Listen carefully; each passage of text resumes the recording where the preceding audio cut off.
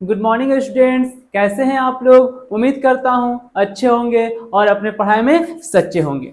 मैं अंकुर कुमार रॉय, स्वागत है आपका हमारा इस YouTube channel JH exam plex पे। जैसे कि स्टूडेंट्स आप लोग को पता है, JH एग्जाम प्लेक्स झारखंड का झारखंड का इतिहास में पहला ऐसा चैनल है जो VVU की तैयारी आप लोग को फ्री में करवा रही है। तो मैं आप लोग से रिक्वेस्ट करूंगा कि JH एग्जाम प्लेक्स को सब्सक्राइब कर ले और नीचे डिस्क्रिप्शन में व्हाट्सएप और टेलीग्राम है, उसमें आप लोग ज्वाइन कर ले। मैं MDC पेपर 1, 2, 3 पॉलिटिकल साइंस का तैयारी करवा रहा हूं और आज ये लास्ट लेक्चर होगी आपके सिलेबस के अकॉर्डिंग, यानी कि मानवाधिकार। ये मानवाधिकार का लास्ट क्लास है और लास्ट टॉपिक है। इससे पहले हम लोग लास्ट 7 लेक्चर को देख चुके हैं, जिसमें से सिर्फ मानवाधिकार को ही पढ़ना है। सेमेस्टर 1, 2, 3 जो भी हो, इसमें सिर्फ मानवाधिकार को पढ़ना है और यही लेक्चर के साथ आज हम अपना सिलेबस को कंप्लीट करेंगे, जो सेमेस्टर 1, 2 और 3 के लिए है MDC पेपर। चलिए शुरू करते हैं। मानवाधिकार को हम लोग लेक्चर 1, 2, 3, 4, 5, 6, 7 ये 7 लेक्चर में हम लोग सिर्फ मानवाधिकार को देख रहे हैं और आज ये आपकी मानवाधिकार की लास्ट क्लास होगी, जिसमें से क्या क्या चुनौतियां मिली हैं हमारे मानवाधिकार को, यानी कौन कौन लोग चैलेंज किया है और कैसा चैलेंज किया है, आज हम लोग इस क्लास में यही समझने वाले हैं। चलिए स्टार्ट करते हैं। क्या है टॉपिक में मानवाधिकार को चुनौतियां, चैलेंज टू ह्यूमन राइट। क्या है? मानवाधिकारों का उल्लंघन विचार और आंदोलन की स्वतंत्रता की अस्वीकृति है। कहीं ना कहीं आप लोग को मानवाधिकार, रोज हम इसका परिचय दे रहे हैं और आज भी इसका परिचय हम देते हैं कि मानवाधिकार उसे प्राप्त है जो पृथ्वी पर है। मानवाधिकार उसे प्राप्त है जो पृथ्वी पर है और जो इंसान है। जानवरों को भी कहीं ना कहीं उसके अधिकार दिया गया है, मनुष्य को भी कहीं ना कहीं उसको अधिकार दिया गया है। तो हम लोग मनुष्य हैं, तो हम लोग को मानवाधिकार मिली है। क्या बोलता है कि जबकि व्यक्ति, देखिए टॉपिक में चलते हैं डायरेक्ट। क्या कि मानवाधिकार लेक्चर 1, 2, 3, 4, 5, 6, 7 वो सारी परिचय हम रोज करवा रहे हैं और आज भी कहीं ना कहीं हम थोड़ा सा उसको टच किए हैं। डायरेक्ट हम लोग आते हैं, मुद्दा की बात करते हैं, जो कि फर्स्ट पॉइंट में लिखा गया है। क्या लिखा गया है कि व्यक्ति इन अधिकारों का उल्लंघन कर सकते हैं या नेतृत्वकर्ता या सरकार अक्सर हाशिए पर। देखिए दोस्तों, ये जो वर्ड है हाशिए, इसका मतलब होता है जिसका कोई महत्व नहीं है, महत्वहीन जिसको बोल सकते हैं। हाशिए पर रहने वाली व्यक्तियों को कम आंकती है। कहीं ना कहीं वैसा व्यक्ति जिसका समाज में महत्व नहीं है, तो कहीं ना कहीं राज्य सरकार भी उसका इंपॉर्टेंस कम कर देती है कि इसका कोई वैल्यू नहीं है। तो कहीं ना कहीं ये क्या है, मानवाधिकार को चुनौती दे रही है। राज्य सरकार उसी की वैल्यू देगी जिसकी समाज में इज्जत होगी। दूसरा बोलता है, यह हाशिया पर रहने वाली व्यक्तियों को गरीबी और उत्पीड़न के चक्र में डाल देता है और वो व्यक्ति कभी आगे नहीं बढ़ पाएंगे जिस पे सरकार नजर नहीं रखती है। जो व्यक्ति जीवन को इस दृष्टिकोण से देखते हैं कि सभी मानव जीवन समान मूल्य के नहीं है, वो इस चक्र को बनाए रखते हैं। तो कहीं ना कहीं वो इंसान, अगर सपोज दैट हम समाज में रहते हैं और मेरी इंपॉर्टेंस इतनी नहीं है, तो कहीं ना कहीं हम क्या करेंगे, हाशिए मतलब कि वैसा उम्मीद में हमेशा डिप्रेस्ड में रहेंगे कि हमको वो अधिकार नहीं मिला और उन लोग को वो अधिकार मिल गया। तो हमेशा हम कहीं ना कहीं मेरे दिल में चलते आएगा कि हमको भी एक समान अधिकार नहीं दिया गया है। तो कहीं ना कहीं ये भी मानवाधिकार को चुनौती प्राप्त करता है। चलिए अब इसके उदाहरण से समझते हैं कि क्या क्या चुनौती है भैया, कैसे लोग इसकी वैल्यू इंपॉर्टेंस उतना कम कर दिए। जैसे कि भैया लोगों को उनके घरों से जबरन बेदखल करना। अब मेरा महत्व ये नहीं है, तो हम इस समाज में रहने लायक नहीं है, तो हमको क्या करेगा, घर से निकल घर से, तो वैल्यू ना हो। कहीं ना कहीं घर में भी अगर आप कुछ सजेस्ट कीजिए, है तेरा वैल्यू नहीं है, तो यहाँ छोटा है तो छोटा से रहो, छोटा है तो छोटा बनो, क्या करेगा, तो घर से निकाल देगा। ऐसी स्थिति में होती है घर से बेदखल करना। दूषित जल, अब उस इलाके में जिसकी समाज में वैल्यू नहीं है, तो गंदा पानी पियो, दूषित जल कहीं। अब देखिए ये सब क्या हो रहा है, मानवाधिकार से वंचित किया जा रहा है। घर से बेदखल करके दूषित जल यानी स्वास्थ्य का अधिकार उन लोग को नहीं मिल रहा है, आवास का अधिकार नहीं मिल रहा है, काम का अधिकार नहीं मिल रहा है और भूख से मुक्ति नहीं मिल रही है। तो कहीं ना कहीं ये जो इंपॉर्टेंट 4 लाइन है ये आप लोग के लिए इंपॉर्टेंट है कि ऐसी चुनौती कहीं ना कहीं हमारे पूरा दुनिया में देखा जाता है। कहीं ना कहीं इन लोग को अपना अधिकार प्राप्त नहीं हो पा रहा है, कहीं ना इन लोग भी अपने अधिकार से वंचित है। कौन कौन अधिकार भैया, उन लोग को घर नहीं मिला, उन लोग को स्वास्थ्य अच्छा नहीं मिला, उन लोग को काम अच्छा नहीं मिला और उन लोग कुपोषण को प्राप्त कर लिए, यानी उन लोग को उतना अच्छे से प्रोटीन सरकार नहीं दे पा रही है।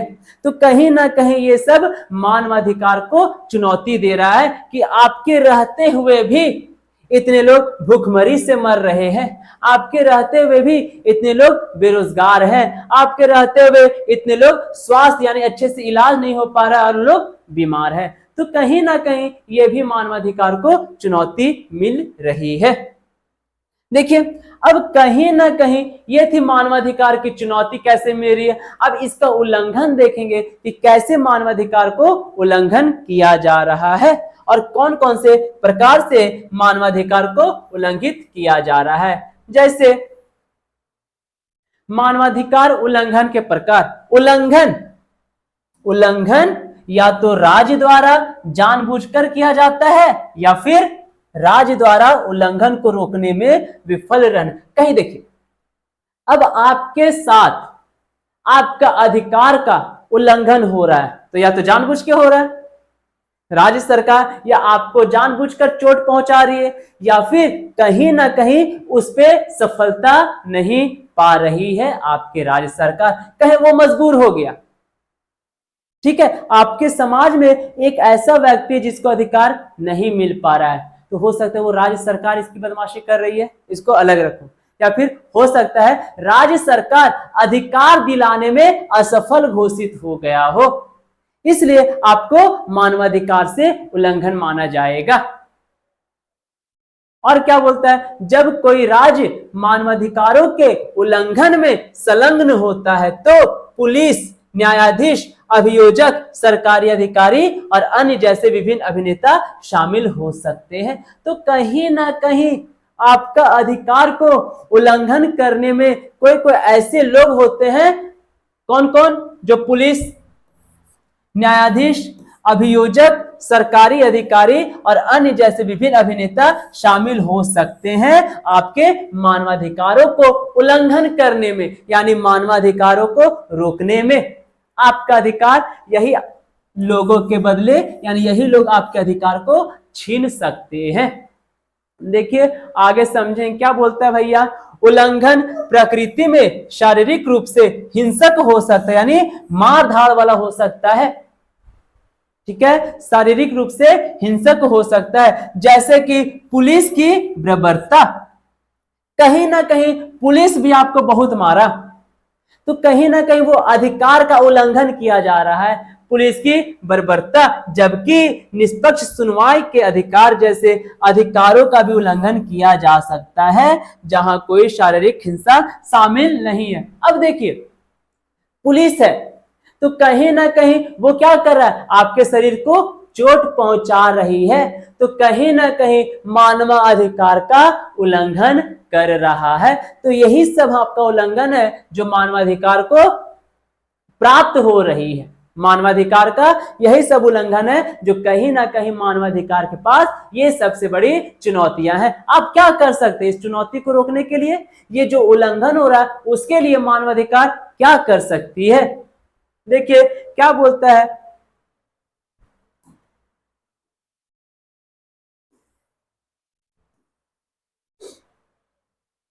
अधिकारों की रक्षा करने में राज्य की विफलता। तो कहीं ना कहीं जो आपका अधिकार है, नेक्स्ट टॉपिक में है, जो आपका अधिकार है उसमें राज्य सरकार असफल हो गए हैं।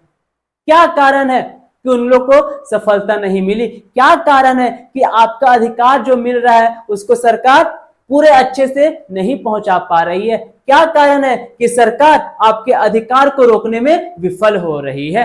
क्या बोलता है? यह तब होता है जब किसी समाज के भीतर व्यक्तियों या समूहों के बीच संघर्ष होता है। अब कहीं ना कहीं जन आंदोलन होती है, कहीं ना कहीं क्रांति होती है, तो कुछ ऐसी स्थिति हो जाती है कि राज्य सरकार उस आंदोलन को रोकने में असमर्थ हो जाती है।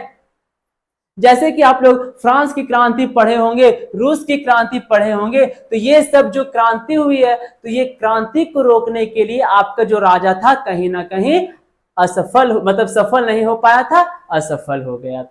देखिए, मानवाधिकार को मैंने लेक्चर 1, 2, 3, 4 में अच्छे से डील कर दिया है। आज इसकी लास्ट क्लास है, तो मैं यही कोशिश करूंगा कि ये लास्ट क्लास भी आप लोग को अच्छे से समझ में आ जाए। ये क्लास समझने से पहले आप लोग 4, 5, 6 जो भी क्लास है वो अच्छे से अटेंड कर लीजिएगा। देन आफ्टर ये क्लास 7 को आप लोग अच्छे से समझ में आएगा। चलिए आगे देखते हैं। अमेरिका में, चलिए एक एग्जांपल लिया है, अमेरिका में राज्य श्वेत अमेरिकियों की रक्षा करने में विफल रहा जब देश भर में अक्सर लीचिंग होती रही। कहीं ना कहीं अमेरिका में जो क्रांति हुई थी उसमें भी अमेरिका का सरकार क्या था? असफल हो गया था। क्यों? क्योंकि वो क्रांति को रोक नहीं पाया था जब गोरे लोग और काले लोग में भेदभाव हो रही थी, तो उसमें भी कहीं ना कहीं राज्य सरकार असफल हो गया था। यही है भैया कि आधिकारिक रक्षा करने में राज्य की विफलता, कि आखिर क्या कारण है जो राज्य सरकार असफल हो जा रहे हैं। आगे क्या बोलता है? राज्य सरकार देखे देश में मानवाधिकार का उल्लंघन कैसे किया जा रहा है, वो देखे। मानवाधिकार की चुनौतियां क्या थी वो देखे। हम लोग देखे विदेश की बात। अब कहीं ना कहीं भारत में वर्तमान स्थिति कैसी है मानवाधिकार को लेके, हम लोग अब इंडिया की बात करेंगे। जैसे जाति आधारित भेदभाव और हिंसा, तो कहीं ना कहीं मानवाधिकार में क्या बोला गया है? मानवाधिकार में बोला गया कि सबको एक जैसा अधिकार मिलेगा, सबको एक जैसा अधिकार है। तो हमारा भारत क्या बोल रहा है? जाति आधारित भेदभाव कर रहा है, हिंदू मुस्लिम कर रहा है, सिख ईसाई कर रहा है, उच्च नीच कर रहा है, गरीब अमीर कर रहा है। तो ये कहीं ना कहीं अधिकारों का उल्लंघन कर रहा है। सांप्रदायिक और जातीय हिंसा, मतलब धर्म के नाम पर इन लोग लड़ाई कर रहे हैं, तो ये भी कहीं ना कहीं अधिकारों का उल्लंघन हो रहा है। महिलाओं के विरुद्ध हिंसा, महिलाओं के साथ अच्छा व्यवहार नहीं कर रहे, दारू पी के पत्नी को मार रहे, दारू पी के बेटी को मार रहे, तो कहीं ना कहीं ये भी मानवाधिकार का उल्लंघन। और ये ज्यादातर आपके भारत में देखने को मिलता है। यही 3 जो पॉइंट है, ये भारत में सबसे अधिक घरों में देखने को मिलती है, सबसे अधिक शहरों में, राज्यों में देखने के लिए मिलती है। देखिए, तो वर्तमान स्थिति में भारत जो है वो उस पर कितना कैसा स्थिति था? भारत में जाति भेदभाव पर लड़ाई कर रहे हैं, धर्म के नाम पर लड़ाई कर रहे हैं, विरुद्ध यानी स्त्रियों के साथ शोषण कर रहे हैं। तो ये तो कहीं ना कहीं सभी नागरिकों के लिए अधिकार का उल्लंघन है भारत सरकार के द्वारा। अब कहीं ना कहीं इसका कुछ ना कुछ निष्कर्ष जरूर निकलता है। क्या निकलता है भैया? दुनिया भर में मानवाधिकारों की रक्षा के लिए एक अस्थायी, व्यवहारिक और प्रभावी तरीका अपनाना जो स्थानीय मूल्यों तथा संस्कृति को बरकरार रखने में सक्षम हो। मतलब कहीं ना कहीं पूरे दुनिया में जो उल्लंघन कर रहे हैं वो उल्लंघनकर्ताओं को हटाना, यानी उसको भी बोलना, सजेस्ट करना, समझाना कि यहाँ पे आप लोग अच्छे से रहिए, यहाँ आप लोग अच्छे समाज में रहिए, अच्छा व्यवहार बना के रहिए। दूसरा क्या बोलता है? मनुष्य को आपसी मतभेदों की पहचानना चाहिए तथा एक दूसरे को समझते हुए इन्हें पहचान कर परिवर्तन। अब देखो, आप और हम हैं, एक दूसरे को पहचान बनाएं तो आप और हम मिलके एक समाज बनाएंगे, और समाज में वैसी स्थिति पैदा करेंगे जिससे अधिकार का उल्लंघन हो रहा है उसको हटाने का, कि ऐसा क्या हम लोग काम करें कि सभी नागरिकों को उसका अधिकार मिल सके। हम लोग कर सकते हैं ताकि किसी भी इंसान को अधिकारों से वंचित नहीं किया जा सके। और क्या बोलता है, छोटी छोटी पहलों की शुरुआत करना चाहिए, जैसे बलात्कार, हिंसा और भेदभाव के शिकार लोगों की स्थितियों को समझते हुए दोषपूर्ण संस्कृति से बाहर निकलना। कहीं ना कहीं ये सब स्थिति जो हमारे देश में हो रही है उससे लोगों को बाहर निकालना। मान के चलिए कोई किसी का शिकार हो गया, हिंसा भेदभाव, और वो डिप्रेस्ड में है, वो अपने अतीत को याद कर करके गम में है, अपने अतीत को याद कर करके आगे नहीं बढ़ पा रहे हैं, तो ऐसा स्थिति में हम लोग को यही दायित्व बनता है कि ऐसी स्थिति से जो इसके भागीदारी हो उसको आराम से निकालना, कि जो हो गया है हो गया है, अब ये सब को भूलो और आगे बढ़ो। ये सब अगर हम लोग उपाय करेंगे तो हमारा मानवाधिकार हर किसी व्यक्ति को इसका उपयोग होगा। क्या बोलता है, इन सब के बाद ही मानवाधिकारों के उल्लंघन के उदाहरण मानवीय दया एवं सहानुभूति की मिसाल विकसित कर सकते हैं। कहीं ना हम लोग अगर ऐसा काम करेंगे, हम लोग मिल के अगर सारे लोग ऐसा काम करेंगे तो मानवाधिकार में जितने लोग उल्लंघन कर रहे हैं उन लोग को भी समझ में आएगा और हमारा देश, हमारा दुनिया आगे बढ़ेगा, हर एक इंसान को अधिकार प्राप्त होगी। नेक्स्ट क्या बोलता है कि मानवाधिकार उल्लंघन को कैसे रोक सकते हैं, कैसे रोका जाएगा। देखिए क्या बोलता है, फर्स्ट लेक्चर का ये दूसरा क्लास, अगर आप फर्स्ट लेक्चर समझोगे तो ये समझ में आसानी से आ जाएगा। फर्स्ट क्लास देखिए क्या बोलता है, संधियां, निकाय और तंत्र जो मानवाधिकारों को बढ़ावा देने के लिए वर्षों से बनाए गए हैं का लक्ष्य जहां भी संभव हो मानवाधिकारों को उल्लंघन के पहले स्थान पर होने से रोकना। कहीं भी ऐसा व्यतीत होता है कि यहाँ मानवाधिकार का उल्लंघन होगा तो पहले ही उसे रोक दो। ये काम किसका है, संयुक्त राष्ट्र मानवाधिकार का है।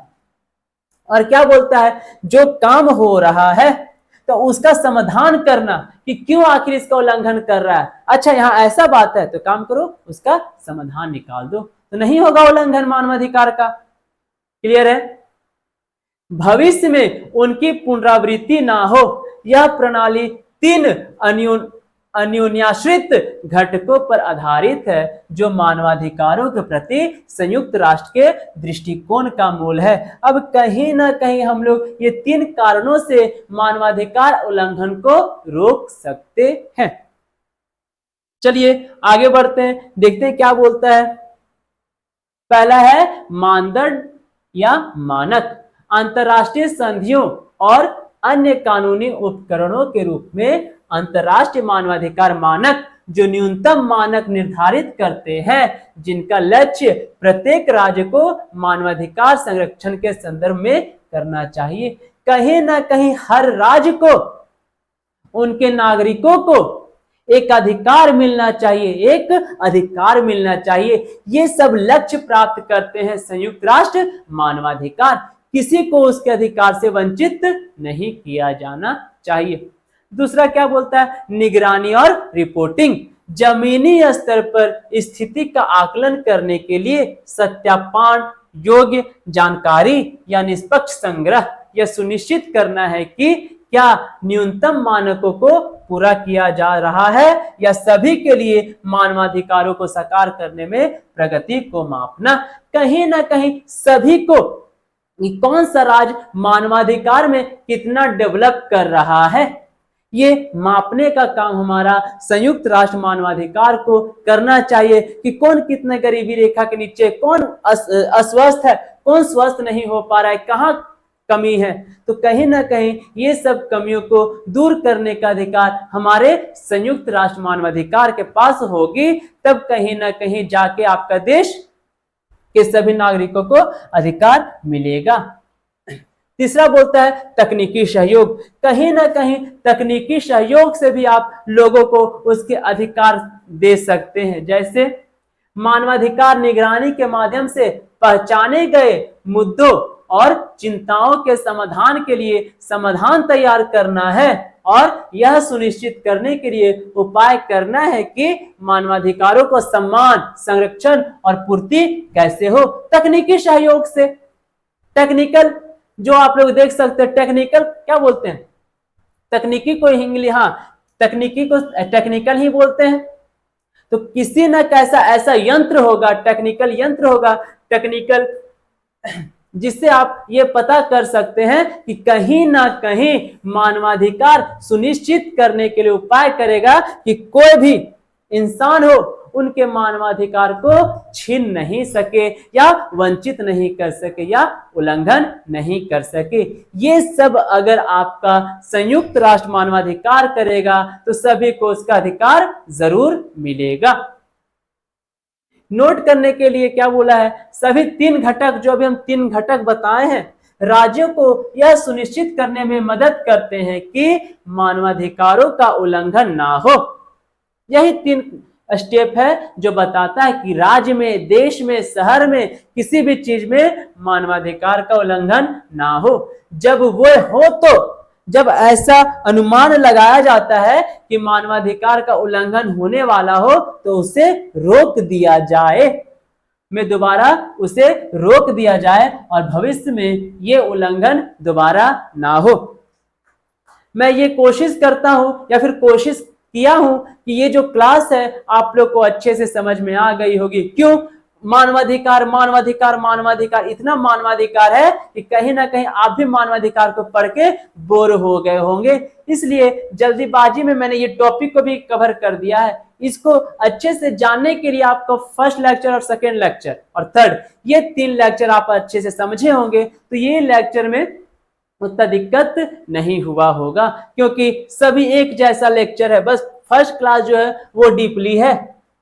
मैं अंकुर कुमार रॉय मिलता हूं फिर नेक्स्ट लेक्चर में, नेक्स्ट क्लास से अपने नए उमंग के साथ। धन्यवाद।